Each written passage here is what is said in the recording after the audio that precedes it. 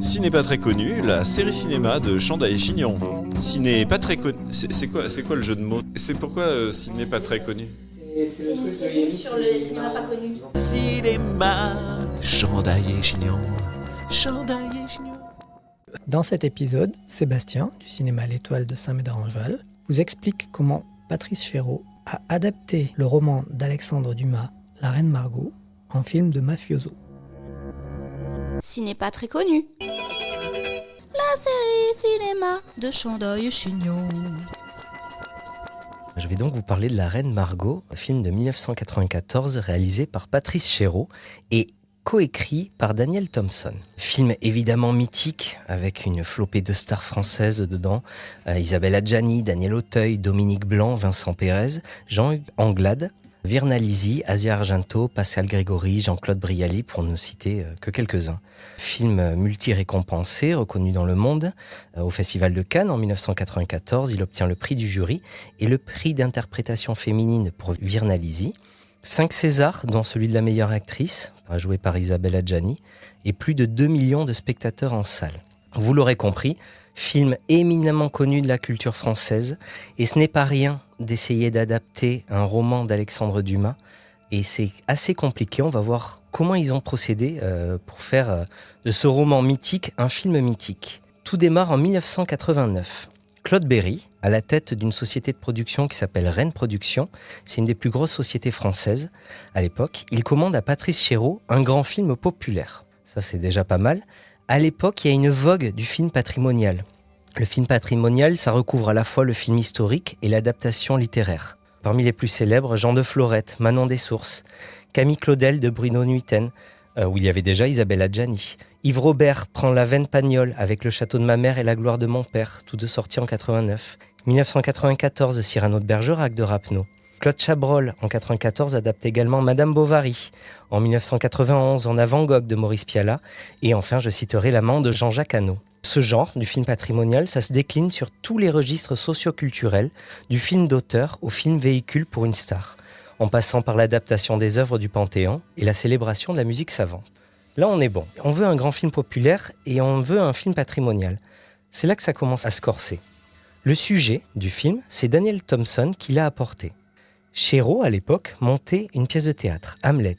Il a lu le drame historique de Dumas comme une tragédie shakespearienne, sur fond très universel et hélas contemporain d'intolérance religieuse.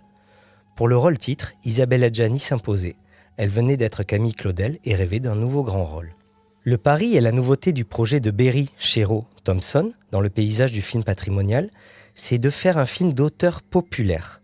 Et ça occupe une position inédite alors, parce qu'il faut parvenir à combiner le film véhicule pour une star, en l'occurrence Adjani, et une fresque épique sur un grand moment de l'histoire nationale, et un film d'auteur dont l'esthétique soit immédiatement perçue comme originale, en rupture avec les conventions du genre.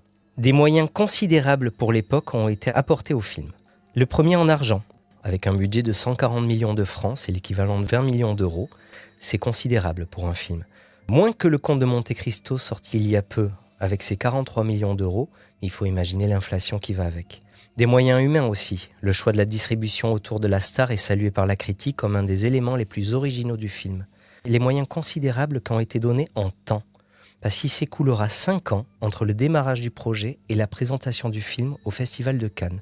De nos jours, c'est très rare de trouver un film qui mette autant de temps à se faire. Comment s'opère la transmutation d'un livre en un film? Et là, pour le coup, d'un roman feuilleton historique publié en 1845 en un film d'auteur contemporain. Le roman de Dumas, c'est 66 chapitres. Le film n'en comporte que 9. Vous comprendrez aisément que les scénaristes ont été obligés d'élaguer considérablement le matériau foisonnant du roman feuilleton. Ce qui est le plus intéressant, c'est les ajouts qu'ils ont décidé de mettre dans le film. Parce que ce qui fait la beauté d'une adaptation, c'est pas tellement les choix qui ont été faits sur quelle scène on va mettre en scène, c'est plutôt les ajouts, les petites scènes, les petites séquences qui ne sont pas forcément dans le matériel original, là dans le cas en roman, mais plutôt les petites scènes qui ont été vraiment inventées pour une fluidité dans l'histoire. La scénariste Daniel Thompson le définit comme, et je cite, un film brutal comme un thriller ou un western. Ce n'est pas un film sentimental pour faire pleurer Margot. Il faut transformer la Margot de Dumas, une figure de princesse libertine transfigurée par la passion, destinée au public de la presse populaire du XIXe siècle, en une créature plus vénéneuse, susceptible de séduire l'élite cultivée d'aujourd'hui. Elle sait de quoi elle parle. Danielle Thompson, c'est la fille de Gérard Houry, le réalisateur de La Grande Vadrouille. Elle a traîné avec Tacchella, qui a réalisé Cousin-Cousine. Et enfin, en 1980, Pinotto avait réalisé La Boum. Là, on est dans du cinéma populaire. Et il faut faire ça. La subtilité de cette adaptation, c'est que la reine Margot a une veine très intimiste. Je cite, « Si je fais du cinéma, c'est pour filmer des visages. » C'est Chéreau qui parle. « J'ai lu Dumas à la lueur de ma propre fascination pour la violence. Les rapports violents m'ont toujours passionné, mais pas dans leur dimension politique. D'où se pose la question. Comment rendre crédible physiquement le pouvoir ? C'est du côté de Coppola qu'il a cherché des réponses. Autre éminent réalisateur américain. D'ailleurs, je vous rappelle que la scène du Louvre dans La Reine Margot démarre comme la scène des noces au début du Parrain. Il a cherché des réponses également chez Visconti ou chez Scorsese. Je cite, « J'ai une admiration sans borne pour Scorsese et son œuvre m'a inspiré pour mettre en scène cette société féodale en me suggérant son analogie avec la mafia. » Et c'est là que ça devient intéressant. Patrice Chéreau souhaite éviter l'académisme des reconstitutions historiques pour revendiquer une filiation avec le film de gangster et la saga mafieuse dans le sillage de Francis Ford Coppola et de Martin Scorsese. Mettant en avant évidemment une dimension très personnelle, c'est le côté sombre, cru et violent des relations entre les personnages. Parce que ce film, c'est pas juste un film historique, c'est un film de mafia en fait. Je vous donne quelques exemples. La rencontre entre La Mole et Coconnas ouvre le récit et se termine sur Margot fuyant Paris avec sur ses genoux la tête de La Mole qui vient d'être exécutée.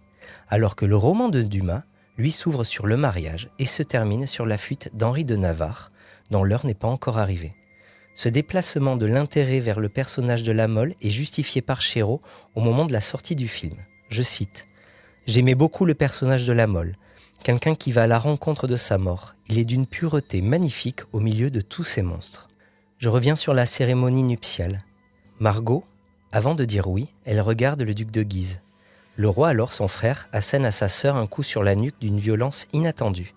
Cette péripétie, inventée par les scénaristes, suggère que Margot a été contrainte d'accepter ce mariage, alors que la suite indique au contraire qu'elle a fort bien compris qu'il s'agit d'un acte politique destiné à éviter la guerre civile. Cette scène, ajoutée dans la cathédrale, est la première scène spectaculaire du film et prend de ce fait un impact très fort. Il présente Margot comme une victime, une femme sacrifiée par sa famille à la raison d'État. La raison d'État, c'est très intéressant d'avoir gardé cet angle et de le mélanger à un film mafieux. Parce que le film, du coup, prend une dimension politique, par l'horreur du massacre de masse, que le synopsis met en avant par le massacre de la Saint-Barthélemy. Souvenez-vous, le lendemain du massacre, Margot cherche son amant parmi les cadavres, ce qui permet à Chéreau de mettre en scène une vision apocalyptique des monceaux de corps synonymes pour nous des génocides du XXe siècle. Autre scène absente du roman, la mascarade de conversion d'Henri à Notre-Dame, où Margot souffle à son mari les paroles qui peuvent le sauver. Suivi de la harangue de Margot au roi, je cite, « Vous êtes le roi d'un pays où plus rien ne s'agite hormis les pendus au gibet. La France est un cimetière. Tes sujets sont des morts torturés, couverts de terre ou des vivants couverts de honte. Et vous, ma mère, qui avez toujours si peur pour vos fils, soyez tranquille, ils sont maudits pour l'éternité. Et moi-même, bien que cela soit le dernier de vos soucis, je suis maudite aussi, parce que vous avez invité vos victimes à mes noces. Nous avons servi d'appât pour le carnage. J'ai vu les charniers. » Pardonnez-moi évidemment ma façon de jouer, je n'ai pas le talent d'Isabelle Adjani, mais toute cette séquence donne à Margot un rôle moral qui est absent chez Dumas. Elle incarne une conscience au sens moderne du terme. Parce que même si le feuilleton de Alexandre Dumas s'appelle La Reine Margot, le sujet principal, le héros principal, c'est bien Henri de Navarre, futur Henri IV. Là, le film s'est concentré sur le personnage de la Reine Margot et lui a donné un corps. Et c'est ça qui est très intéressant dans cette adaptation. Continuons dans la violence. On trouve une scène où Margot est violentée par ses frères au cours d'une fête censée célébrer l'élection du frère du roi au trône de Pologne. Cette scène de viol collectif, qui sera filmée avec une brutalité qui transgresse toutes les conventions du film historique, mais au prix d'un viol tout aussi brutal de la vérité historique. Les scénaristes se sont inspirés des pamphlets protestants contre les Valois, qui inventent les rumeurs d'inceste à la fin du XVIe siècle pour justifier le divorce d'Henri IV. En racontant les supposées turpitudes de la cour, On trouve cette rumeur d'inceste pour la première fois dans Le Réveil matin des Français en 1574, repris dans Le Divorce satirique en 1607, pamphlet attribué à Agrippa d'Aubigné. Ce type de pornographie politique sera à nouveau utilisé dans les libellés contre Marie-Antoinette à la veille de la Révolution. Les scènes emblématiques du film sont des inventions par rapport au roman. Toutes les scènes ajoutées ne sont pas plus fidèles à la réalité historique que le roman de Dumas, mais elles s'en différencient par la violence des rapports entre les membres de la famille des Valois. Chez Dumas, la violence des Valois s'exerce avant tout contre les protestants, y compris Henri de Navarre. Et les amours de Margot permettent de créer un contrepoint romanesque et léger à l'épisode tragique de la Saint-Barthélemy. Dans le film de Chéreau, la violence, elle est partout, et d'abord dans les rapports entre les frères et la sœur, entre les héritiers royaux et leur mère. Et la violence irrigue aussi bien les relations amoureuses que les haines politiques. Cette généralisation de la violence a une certaine pertinence historique. Mais contrairement à beaucoup de cinéastes qui se sont confrontés au film historique, ce n'est pas l'exactitude historique qui intéresse Patrice Chéreau, comme l'indique le choix du roman de Dumas et de la scénariste Danielle Thompson. Je la cite. « Le jour où j'ai compris que, à toutes ces images conventionnelles de la Renaissance auxquelles on ne croit pas, je pouvais substituer un film contemporain et montrer des histoires de mafia comme Scorsese les filme dans Les Affranchis, j'étais sauvé. Il s'agissait de tout concentrer sur cette famille monstrueuse à l'intérieur de laquelle tous les crimes sont impunis, selon le mot de Visconti à propos des damnés. La problématique qui sous-entend le film, c'est cette ambivalence de Margot, qui aime et déteste ses frères, appartient à la famille et veut s'en détacher tout en revendiquant d'être des leurs. Je terminerai par dire que Chéreau, grand homme de théâtre, a alterné dans son parcours cinématographique film à grand spectacle et film intimiste. Il réunit ces deux approches dans ce film à propos duquel il déclarera « C'est avec la reine Margot que j'ai appris à faire du cinéma ».